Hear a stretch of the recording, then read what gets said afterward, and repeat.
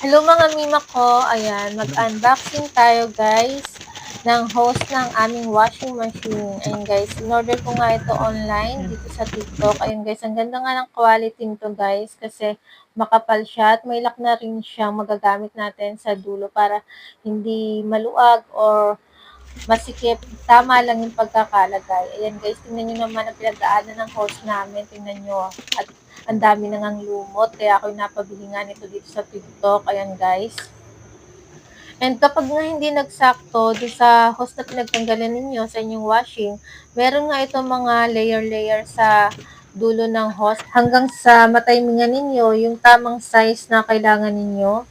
Ayan nga, ginugupit ko yung dulo kasi nga medyo luag siya dun sa pinagtanggalan ko ng hose ng washing ko. Ayan. At meron na rin siyang pang-lock guys para naman mahigpitan ninyo at hindi siya mahugot-hugot sa ilalim kapag siya ay nakalagay na. Ayan. Madali lang naman guys tong gawin. Ayan.